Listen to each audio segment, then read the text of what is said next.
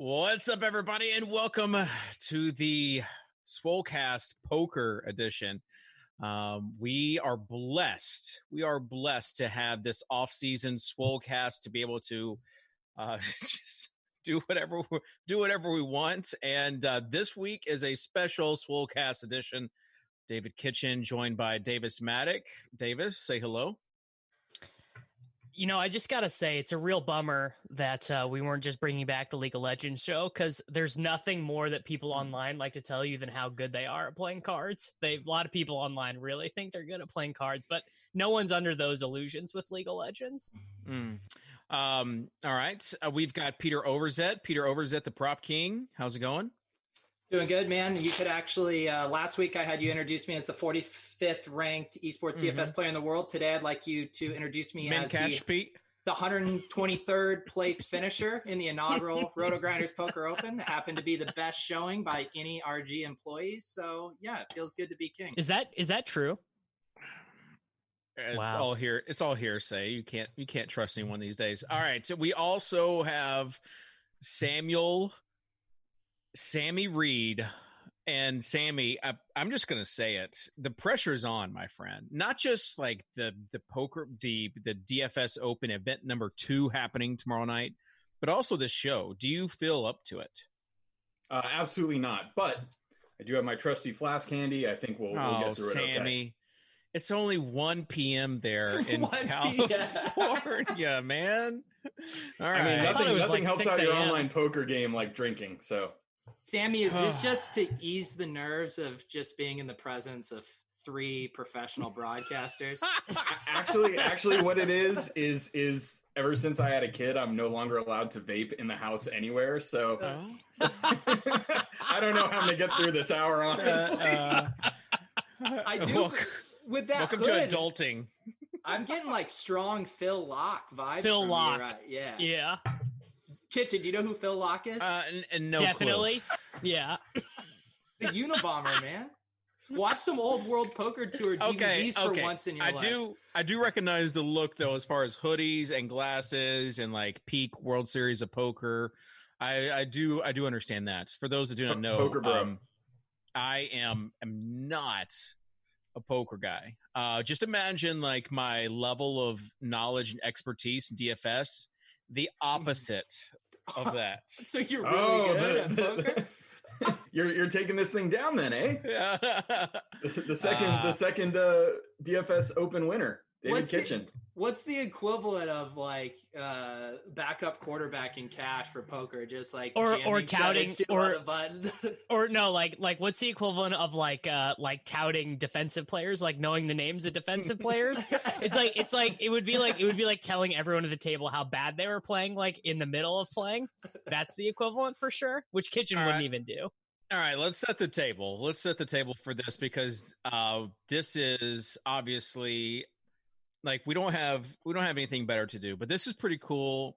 The first DFS Open I enjoyed. I'm not even a poker guy, but I enjoyed playing in it. I enjoyed kind of seeing the live stream. This week is the event number 2, and basically it is the Swolecast event. So you have to keep all the sharks out. You have to basically have a password, and I'm not going to say what that password is. What does it rhyme with? Peter, what does it rhyme with? I would say it rhymes with coal fast. Coal Love fast. Yeah. Love it. I actually I stopped doing intermittent fasting and now I just do coal fasting. So that's your clue. Can you eat bacon on that fast? Because if so, I'm in. I haven't had bacon since the second Clinton administration. I mean, I can't even remember the last time I had breakfast, Dave. Well, you can have. That's lot of money in that. I heard, Peter. You can eat bacon like it doesn't just have to be for breakfast. Yeah, says the guy that was eating Lucky Charms. I think last time we were Kitchen was so close to getting ready to tout ketogenic dieting and being like, dude, I just dip bacon and cream cheese and that's my lunch. He was ready to go there. I'm a bacon bro. All right, so this Thursday night, 7:30 p.m. Eastern time. So it's a little bit earlier start time and a little bit different. We've got 11 sweep coins buy-in.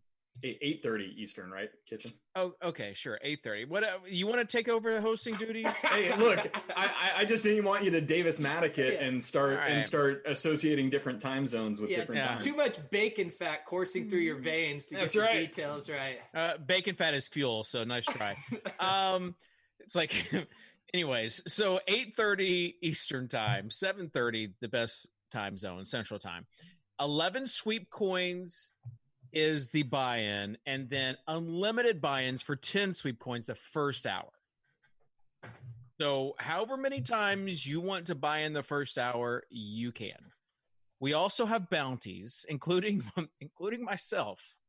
And if you knock out one of the 10 bounties, and I think we're all a bounty, even Peter, you get a ticket to their to Global Poker's home series, which is a 218 buy-in. So is the bounty only on our first life, Kitchen? No, the bounty is basically the last person to knock you out. So I plan on only one. Okay. So everyone who's calling us with Jack High in the first 30 minutes is not approaching it in a GTO way.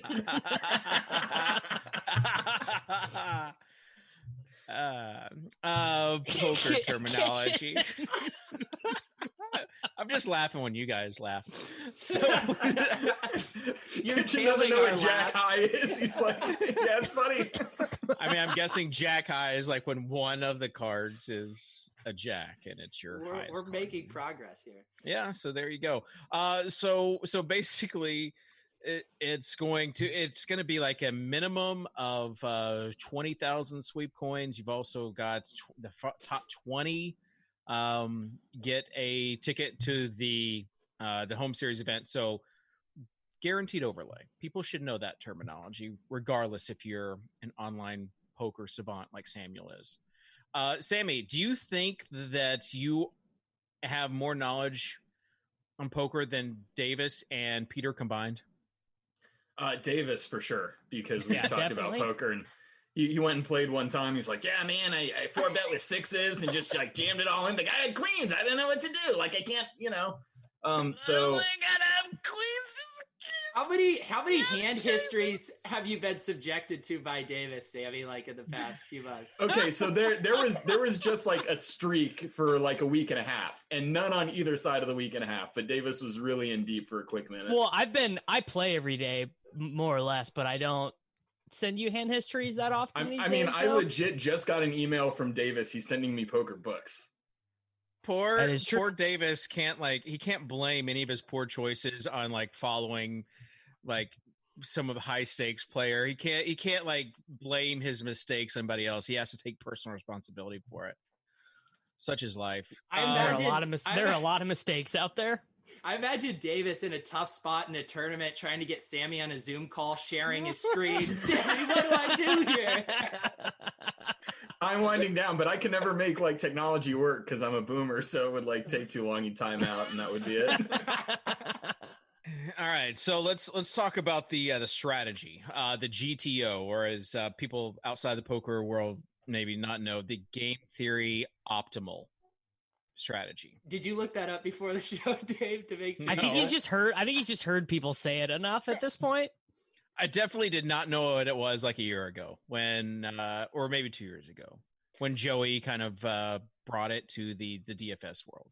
Well, what's so interesting is about like getting interested in poker over the last couple months, like because of a big part of Sammy like telling me and just being like, dude, poker's so great, you just got to play it, so you just got to get it in, you make money. Is just get it in print. Yeah. How are both of your guys' impersonations for each other the exact same? The same. So like a lot of these things that we talk about in DFS just like slowly bled over from this movement in poker from like 3 to 4, 5 years ago when people started using solvers and then using those solvers in the books that they were writing, Sammy. Yeah, and then using terms like the nut low when it comes to DFS. Yeah, just all that stuff. One. Yeah, all that stuff just bled over into DFS, which I think is funny, which I didn't really realize. Like, obviously I knew GTO was like a poker thing, but it's like actually like a legitimate strategy in poker or like a way of playing. But it took, I mean, if you think of like projection systems and optimizers in DFS as GTO, as like solvers, like it took poker a lot longer to get solvers involved with the mainstream than it did DFS. Yeah, makes sense. All right, strategies. Peter, how many times will you buy in the first hour? As many as necessary. I don't think of these chips as currency. I think of them as bullets, and that there's only one true currency, by the way.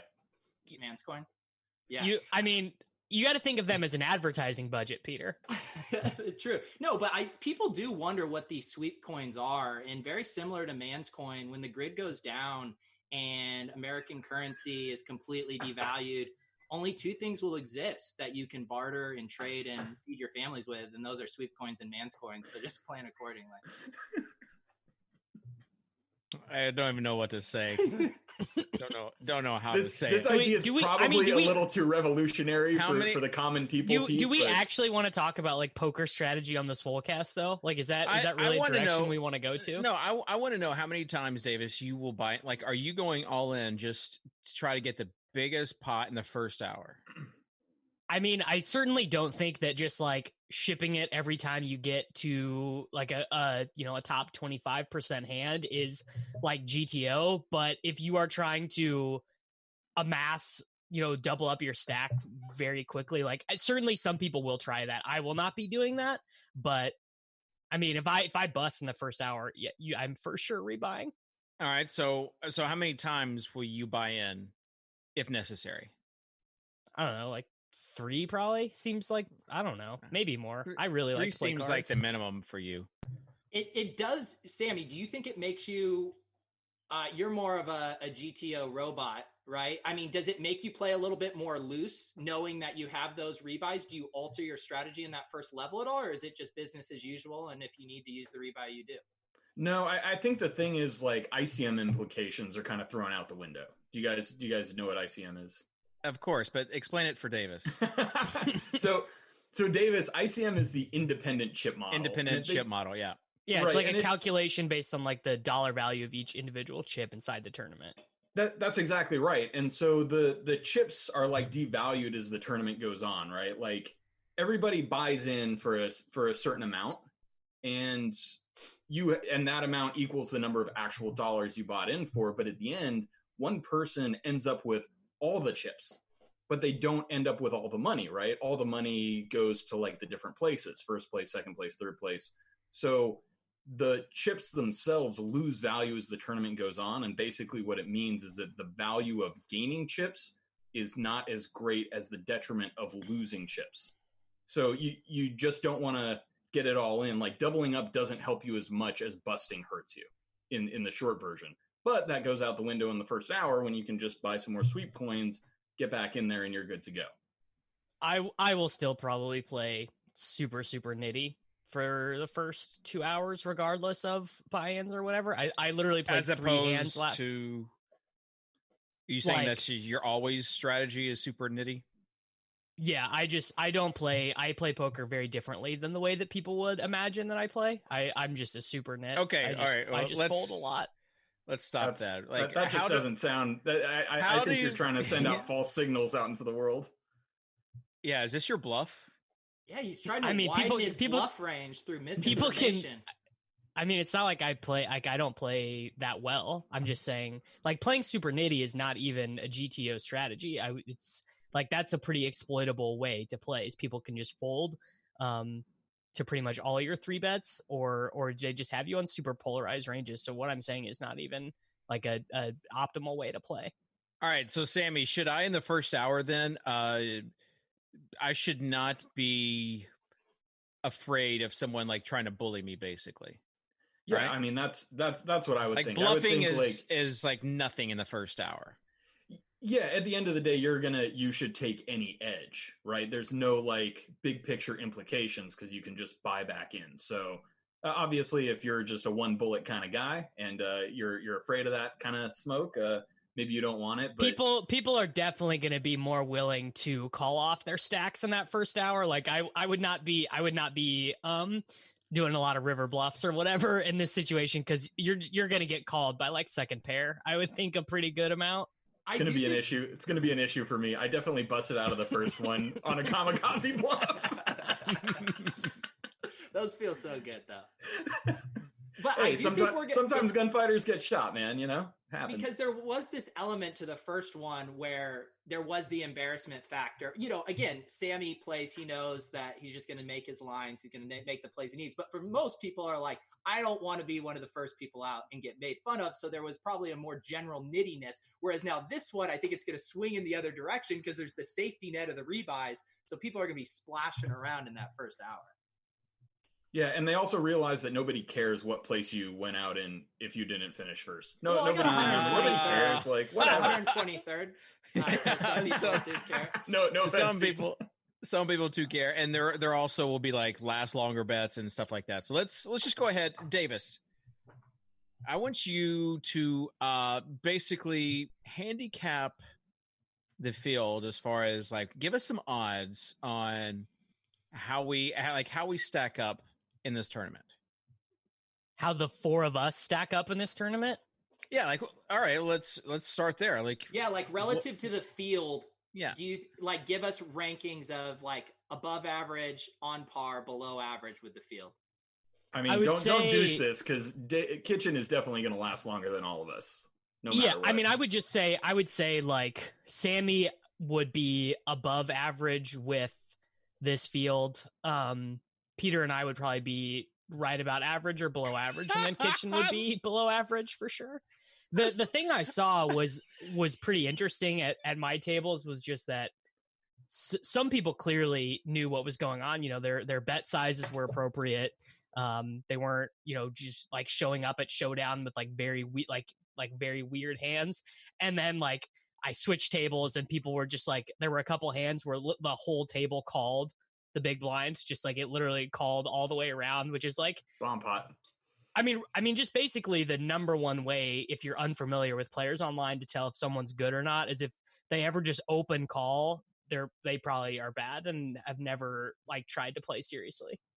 I mean, this tournament has to be any DFS poker tournaments has to be like plus EV for someone that is like really good at poker, right?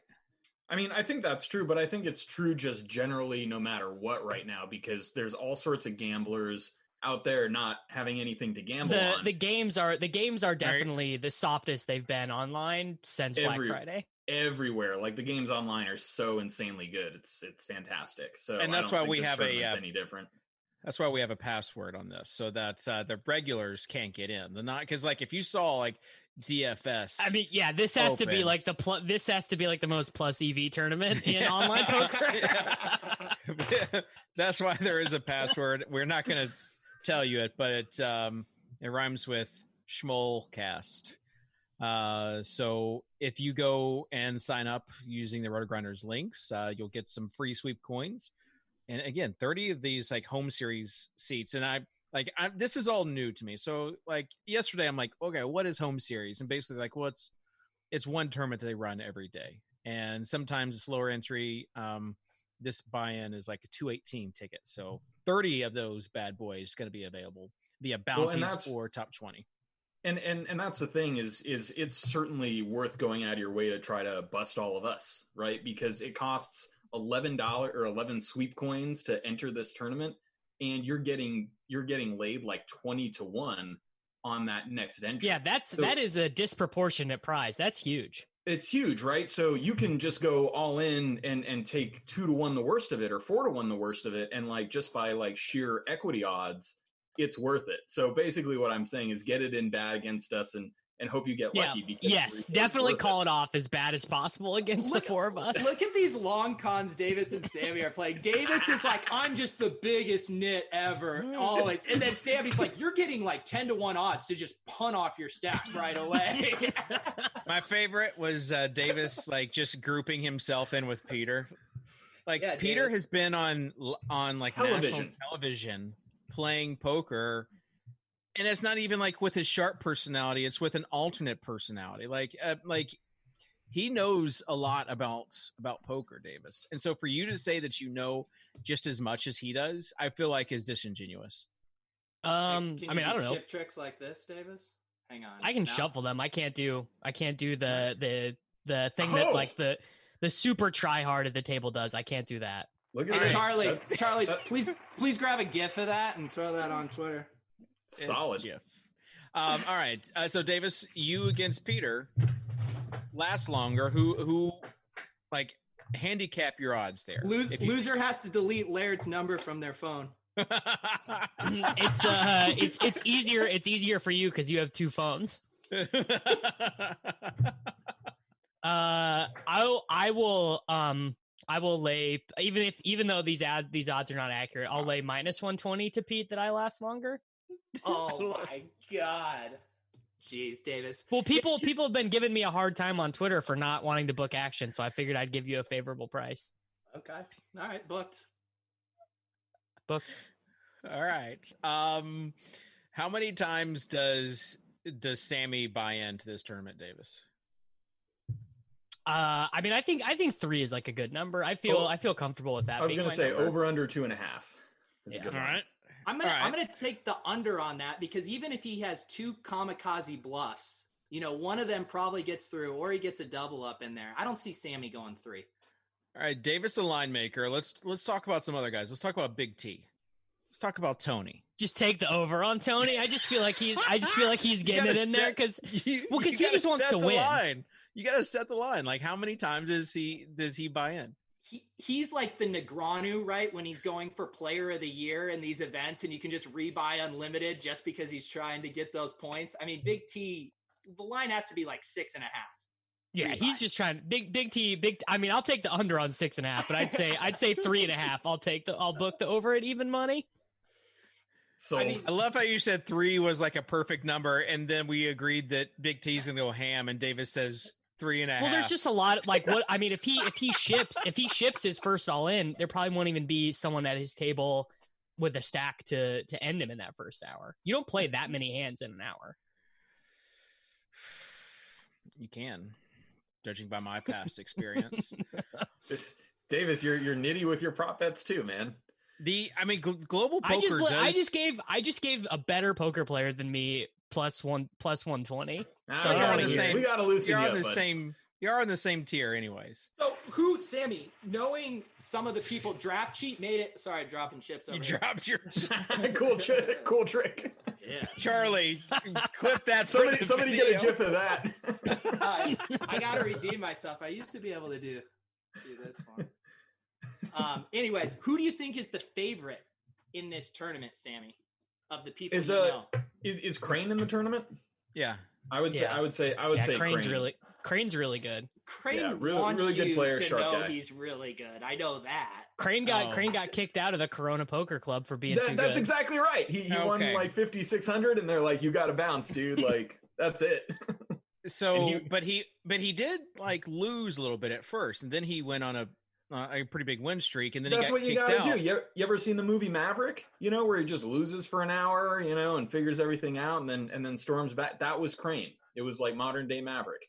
I've seen the Fresh Prince of Bel-Air, where Uncle Phil hustles the guy after Will Smith gets taken by the pool shark. I've seen that one. Kitchen, have you seen Rounders? Of course. I thought it was 50-50 yes or no there, to be honest. But that's just like a good that's not just like a poker thing. It's just like a good movie. It's just like a solid movie. It's a Matt Damon and Edward Norton flick. Amazing. You know what movie's next on my list is Contagion. Silva's tweeted about it. Yeah, I think Silva's watched that like 19 times. Okay, yeah, and I can't do that. He said like he watched it 3 times in a row. I'm like, if you see like one like disaster flick, why would you watch it? He heard about COVID-19 for the first time on like March 8th. And he said, I'm not gonna tweet about it until I watch Contagion 5 times, and then he did, and he's like, all right, floodgates are open, let's go. And like Silva, how do you watch that like 5 days in a row? Like, is he pausing the tape and like jotting notes down for? Well, he doesn't have any XFL to grind, so it's been tough for him. Virus I hope has he's really not good letting his daughter watch it. For goodness sake. He's in the mock draft right now, like creating like his own trade scenarios. He won like best mock drafter of the year a couple years ago. Yes, he did. The title. That's how you get a girl. Hey, top mock drafter 2018. You're looking at him. What? Oh yeah. All right. Let's talk about some of the other guys that we do know. Guys like Dan Bach. Like, where'd you put Dan Bach relative to like the RotoGrinders tout field? I don't know. I feel like I would love to watch him play though, like because Dan's just an entertaining dude, and he's a little bit of a boomer sometimes, so that can always be fun. Like you don't think he like knows where the buttons is, or like he like no that's the thing though, the right button. Because I bet Dan's played some cards. Like I think I would favor Dan. I would make Dan a favorite over you. Here's the thing for Dan. If you were, buying a piece of Dan's action, you have to know that every single minute progressive into the tournament, past Dan 9 gets o'clock. more and more bedtime equity on his shove. His range just gets a little more loose because he's like, if I donk it off, I'm that much closer to my head hitting that sweet, sweet pillow. All right, draft cheat. Where's draft cheat on the scale of DFS touts? Because he finished top 5. He in the inaugural. Plays every day. Yeah. All right. So would you say he's better than Crane? No. Crane was like a professional poker player. Yeah, Crane actually knows how to play poker. Didn't you see him in that little newsy cap? I mean, nothing says professional like that hat he was wearing on TV. But listen, if Draft Sheet comes at this tournament with the same furor that he did getting John Boy to smash Randone on Twitter about 10 minutes ago, he's the biggest favorite of all. I mean, that's just a straight fact. So I'm on Team Draft Sheet. Let's also preface that Randone does a good enough job of dunking on himself on Twitter. No one else has to do anything. All right. Sammy, any other tips that you have for us? Yeah, I would just say like later in the tournament, really be sure to call off your stack very, very, very, very tightly and bluff it off very loosely, right? Like you don't want to be the guy calling off because like, dude, even if you call with a better hand than the other guy, like, you some guy just jams on you that is full of it and you call him with like ace 9, even if he's got something like jack 10 or something, like he's like 60-40, he's got like 40% equity, and the 40% chance that you lose is not worth the double up basically in like the middle stages. Whereas, if you're the one pushing your equities, you just have a lot more fold equity and they're kind of committing ICM suicide if they're the ones calling off. So you want to be the one pushing and not the one calling. ICM International Chip Model for those that do not know. That's right. Not to be confused. In the chat, there was some confusion if it was Insane Clown Posse, and I just want to make sure we got that squared away. But the so, insane Sammy, chip model. As a follow-up to that question, I think a scenario people often find themselves in is the blinds are going up, their stack is getting smaller, they haven't made a move. And there's always that weird wiggle period where you're not in just full shove mode, but any raise almost commits you to the pot. You cost yourself so much equity. Like once you get to 20 big blinds, you just shove. Like raising 8 big blinds is so bad. I'm asking the guy that Is a poker professional, not the guy that I have a head-to-head bet. I mean, Davis just read a book, though. He just read a book and emailed it to me. So it's just Tuttle's not even here, and I'm trying to ask someone a question, and Davis snipes the answer. This is perfect. After he says that he just is he doesn't know anything relative to the field. Hey, he's an average player. Okay, No, I'm not an average player in the scope of poker players in the world. I'm an average player for this extremely, extremely soft private poker tournament. All right, Sammy, but you heard my question. Now you can pontificate on it. Gosh, I really hate to agree with Davis Maddock here. But basically the worst thing you can do is get down to a situation basically where you're under 10 big blinds, because even then, if you double up, you still don't have that much to work with. You need multiple double ups, and you just don't want to be in that spot. And furthermore, you're going to get called so much wider. People are going to call you a lot when your stack is short. So I think people tend to wait too long to start going into just kamikaze shove mode. And I think that you should start doing that too soon rather than too late, for some of the reasons Davis mentioned. But yeah, once you get to, 20, you don't have to be auto shoving. But once you get down to that, 12 to 15 range, your moves are really kind of put in a bad spot. And the other thing is, Davis was talking about raise sizing a lot. What you see in tournaments a lot is people just opening 2 times the big blind, 2.2 times the big blind. It's really tournament standard, and it's a smart thing to do. But in these tournaments, you just see people opening to 3x, 4x, 5x, no big deal. And you don't want to be busting that much of your stack on just open raises. So I say either raise really small or just be jamming it. All right. Davis, I got a question for you. If you can't spot the sucker at the table, who's the sucker? Peter Overzet is the sucker if you can't spot him. He's probably in disguise because he's using his props at the table to hide his real identity. Davis, you have top 20. Top 20 gets a ticket to the 218 home series event from Global Poker. What odds? They're just giving away. They're just giving away the equity. What? Well, this is. That's what they want, is people to be playing. This is their. Imagine where there's nothing else to do but play. They gotta get that U.S. market, and Poker Bros is stealing it. So, Global's got a snatch. So you've got to, Davis. You gotta handicap yourself. How many people are registered for this? Last time it was around 1,500, and this time you've got unlimited buy-ins as well. So handicap yourself and set a line for you getting top 20 in one of those tickets. So 20 people out of 1,500 is, I don't know. I'd be 25 to 1 or something. Wow. That's a long shot, right?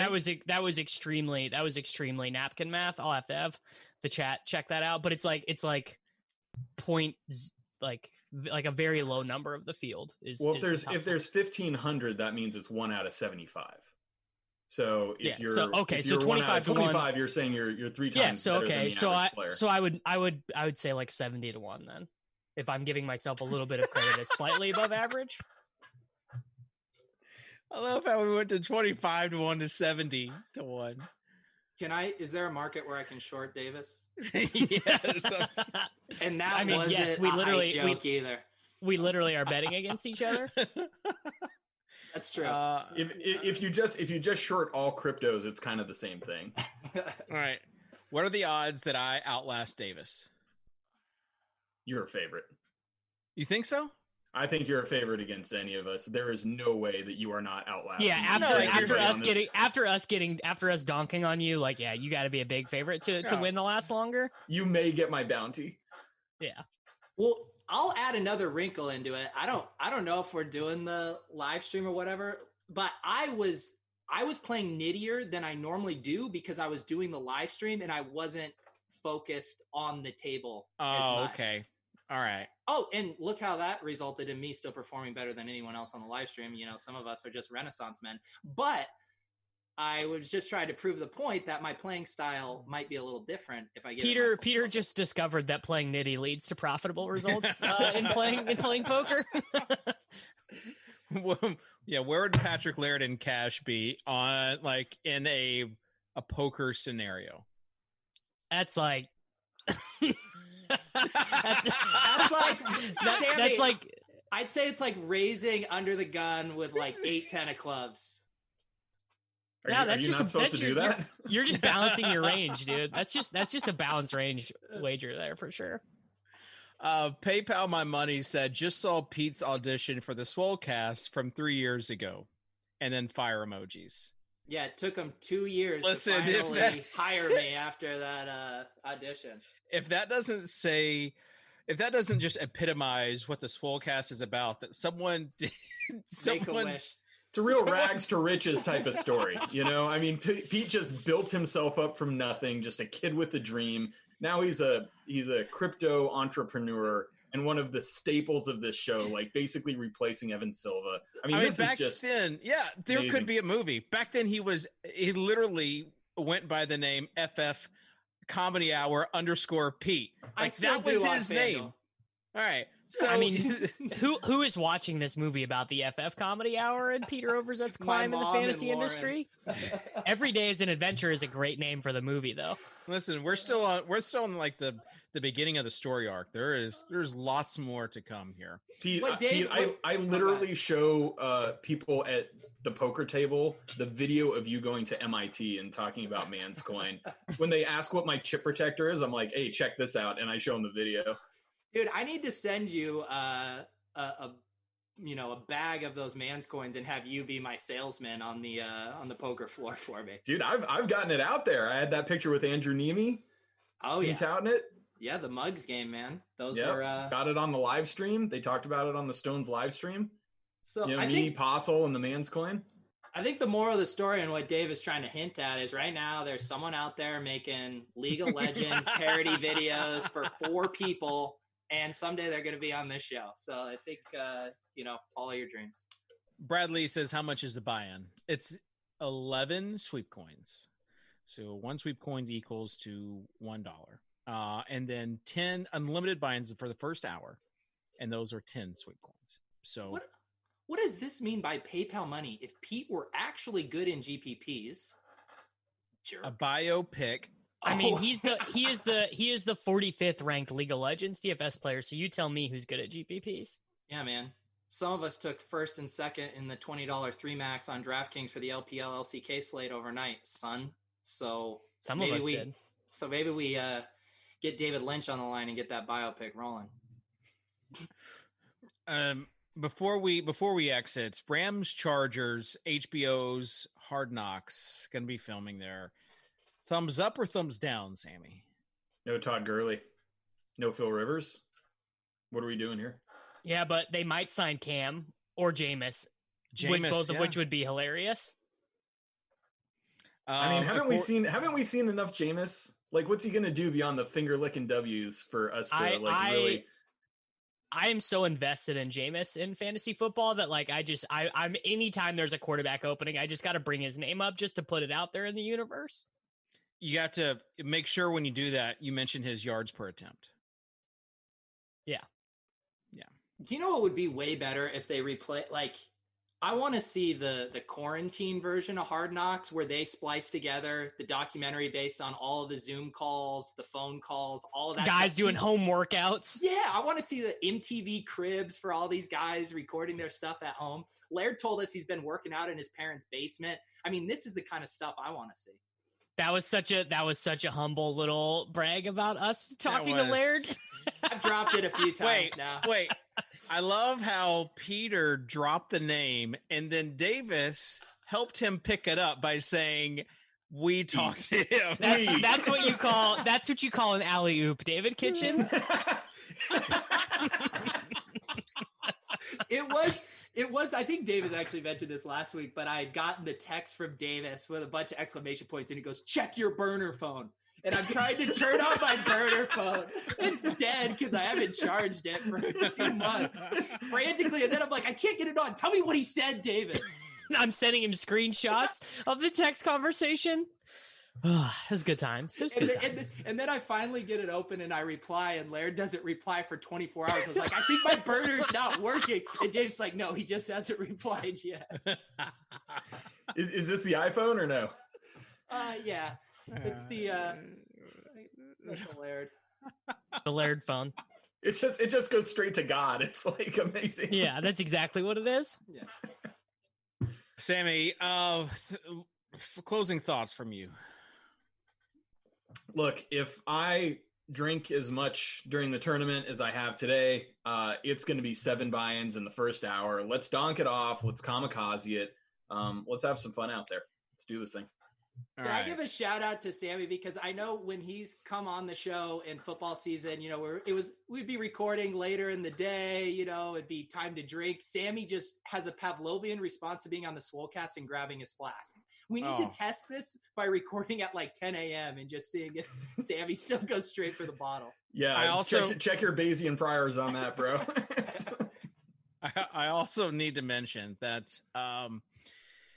so this morning I'm like getting creative assets ready, doing things for this poker tournament, and someone's like, what is Sammy's global poker name? So I'm like looking at his tweets, and I see this one where his handle is I drink your milkshake. So I pull up my iMessage window, and I really need to sync my contacts on my Mac, because I messaged someone who is like, he is not in the DFS world. He's not in the fantasy world. This is a guy from like another stage of life that I'm in. And I asked him, hey, is your global handle I drink your milkshake?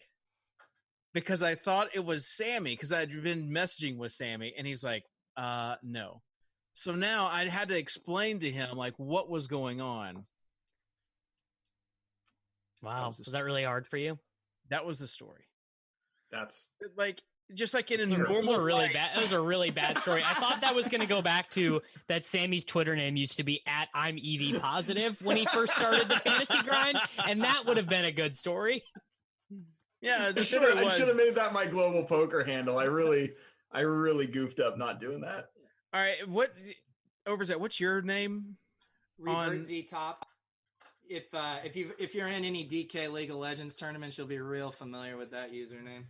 So when you registered a new global handle, you went. Well, it was better than his other recognizable handle, which would have been FF_Comedy Hour _ I can't win with you, Dave, because when I made my name for RotoGrinders, I just did P/Z, and you go, "Oh, that's so dumb. You're not going to use a name." Then I use my actual screen name for Global Poker, and you don't like that either. What do you want me to be called, Kitchen? Why can't you just like take a page out of Davis's playbook and be like Peter Overzet? The thing you went Poverzet for the RotoGrinders name. Like, why not just be like Pete Overzet? Because people in the League of Legends community know me as Revert Z Top, and I'm trying to bring those people over into the poker community. What does Revert Z Top mean? It's an anagram of my letters mixed up. You can't spell Pete Overzet without Revert Z Top. That is so stupid. Oh my gosh. It's an anagram. That's how you got your name? I didn't even come up with it. I typed it into.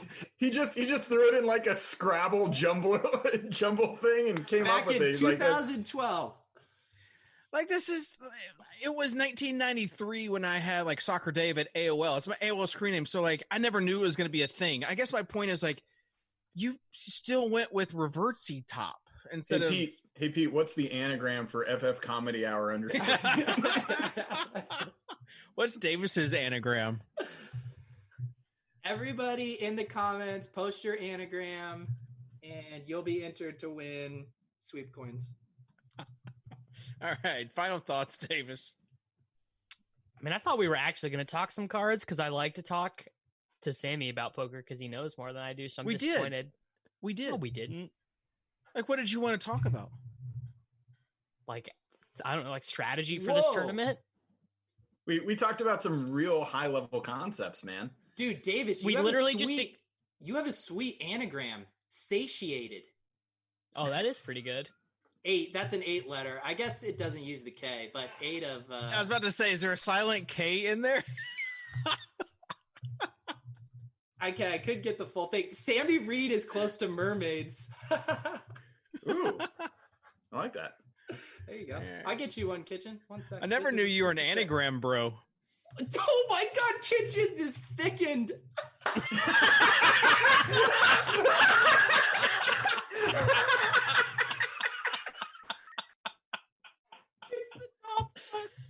Oh, that was a good note to end on, I think. All right. And on that note also, regular exercise routine for Thickened is going to be starting back up tonight. So stay tuned.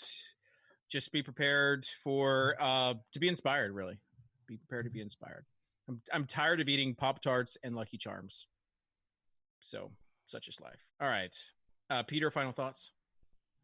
I'm going to ship this thing. I'm doing it for the people, for the little guys. God, that would be, dude. That would be very funny. I would really be rooting for you. And you know what would be the best? It wouldn't be all those sweep coins. It'd be getting that Davis Bucks at plus 120. That would be nice for you. All right, that will do it for Revertsy Top, for Thickened, for Satiated, and what was Sammy's? Mermaids. Oh, I just thought of something because I know Sammy's middle name. Wow, this is a tease.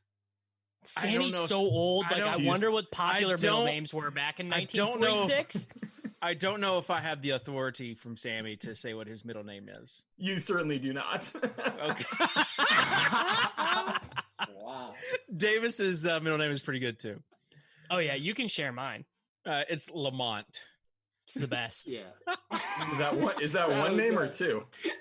One name. That's Davis's middle name being Lamont is the only way him being Eskimo Brothers with Cordero Patterson makes sense. Hey, we're both just high quality guys. All right, that'll do it. We'll see you tomorrow. Tomorrow again, 8:30 p.m. Global Poker. Go to RotoGrinders.com, sign up, and also you can get the password for this week's event, the DFS Open. All right, we'll see you later. Bye.